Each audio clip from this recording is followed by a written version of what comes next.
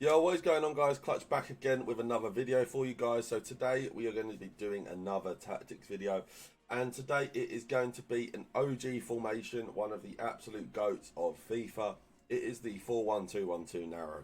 Now a lot of people have requested this one. A lot of people have been using it and telling me how good it is. I was very excited to try it, and to be honest, it came through.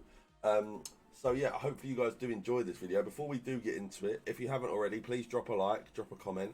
Let me know what you want to see in the future. Just if you enjoyed the video, if you've got any questions, because I reply to every single comment.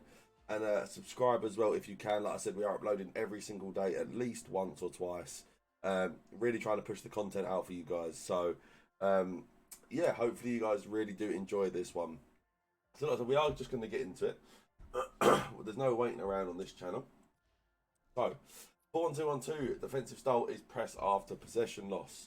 Now, obviously, because we are playing such a narrow formation, I find press after possession loss is quite key in terms of trying to win the ball back in high areas, especially because a lot of people are running formations with wide players, so it can become quite tricky to win the ball back once the ball goes out wide. But really trying to turn the ball over and back again as quick as possible is basically quite a smart thing to do with this formation. You don't leave yourself in too many weird areas. So just try and win the ball back high up as you can and just go from there. Width is on 45. This is purely just to stop the through balls. We all know, I've spoken about it before. Through balls are the most broken thing on FIFA 24 or EAFC 24. So it's one of them where you just really need to try and do your best to stop them. Now with the 45 width, that just basically tucks your centre backs in a little bit more, puts them a little bit closer together, just to try and stop people abusing those through balls over the top or on the floor. Depth is on 72. Now, this is a bit of a risk-reward situation. It's either over the top through balls, which are a big risk in terms of using this depth, but using this depth does allow you then to get the auto offside traps, which also does help you defend the over the top through balls, because like you can catch a lot of people offside. Offside traps also are just very good. Catch so many people offside because, especially with the way the game is this year, with it being so slow, people can't just like snap movements and turn out of the way quite quickly and maybe cancel passes as quick as they would like this year. So you can really catch people out with the offside traps. And like I said, if we're trying to be aggressive and try and win that ball back high up the pitch, 72 depth is the one for me. If you don't want to use the offside traps, you can just use 50 depth or something like that. Don't have to go all out and use 72. But for me, with the way I want to play with this formation, 72 depth is the way to do it. Build-up play is on balanced. Just because I don't like fast build-up, you could use fast build-up, and I think it is quite good. I think this is more of a personal preference thing. Outside of playing basically on constant pressure, I don't really like fast build-up. For me, when I'm playing, I like to know where my players are on the pitch. And when you use fast build-up, basically that all goes out the window. Everyone just runs around wherever they want to try and create space and try and score goals, which is fine. But for me, the way I like to play is quite structured in terms of knowing where everyone is. So it just doesn't work for me. But you could use it if you wanted to. Direct passing is the chance creation tactic. Obviously, we spoke about this before. Direct passing is the goat. It is the best one. It is the Lionel Messi of custom tactics. Now, what does direct passing do? Direct passing basically makes your players make better attacking runs in behind, and they make better runs for basically people passing into space, which is obviously through balls. And as it says in the description there, strikers who are fast with a good attacking positioning actually are the best at this tactic. Now, obviously, if you play like FC 24 or FIFA's ever, we all know that basically all your attackers are going to be that, because like that's what works. So it's one of them where direct passing just perfectly works for the way the meta of this game is. You obviously do have possession and forward runs, but for me personally, I'm just not a big fan.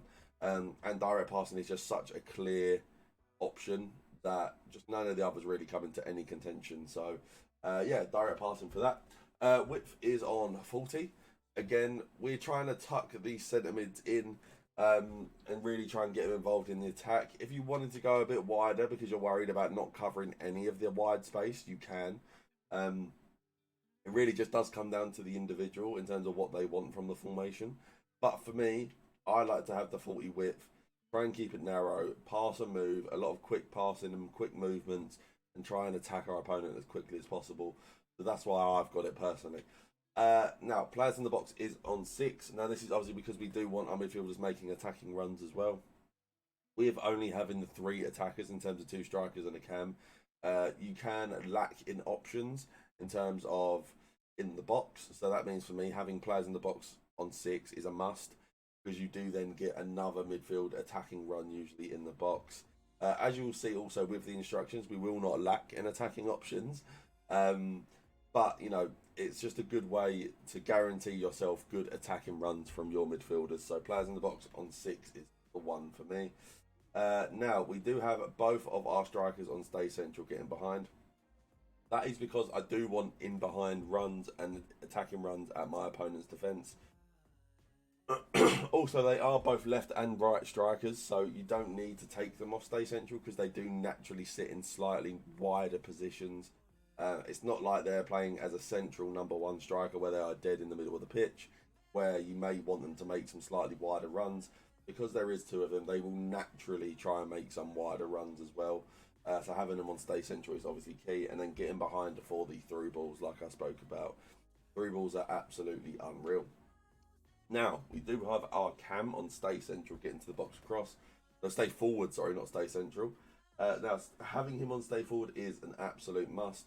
You generally find with these formations that there's always been a glitch in the game where your cam, if you don't have them on stay forward, they virtually drop down to CDM at times. And it is a really weird bug. So make sure you have them on stay forward. And also they just get so much more involved in the attack if they are on stay forward. Which is obviously what we want, especially because we don't have any wingers. It just means that you just need that cam to be as high up and involved as possible. And obviously getting to the box across for cutbacks and things like that. Now, we do have both of our midfielders completely default tactics. Again, we do want them on cover wing to try and help cover those wider areas. We don't want them on stay back because we do want them to get a bit more involved due to the lack of wide options in the team. So we do want them to get involved in the attack like I spoke about during the tactics.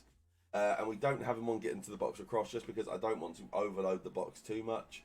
Hopefully with the way that this plays, basically, they just end up sitting on the outside of the box and just being good out ball options. Now our CDM is on stay but while attacking cover centre.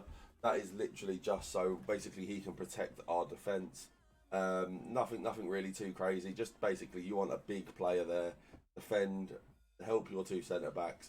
Like I said, well, you're going to see with some of the other instructions coming up, we are going to have a lot of players going forward, so we do need to be as solid as we can at the back. Now both of our centre backs and goalie are completely on default instructions. And both of my wing backs are on overlap. Now that is because, like I said, when you are playing this formation, you can get caught quite narrow, and having 2 players that are available for wide options are an absolute must. They obviously offer a lot of great options in terms of providing crosses, cutbacks, things like that. You just need to make sure you have 2 fullbacks that have good stamina so they can get up and down, and obviously that are quick so they're good at getting up and down as quick as possible. So as long as you can get that, it's absolutely perfect. Yeah guys, listen, hopefully you guys did enjoy this video. If you did, drop it a like, drop a comment, let me know what you want to see in other videos, and I will see you guys next time. Peace.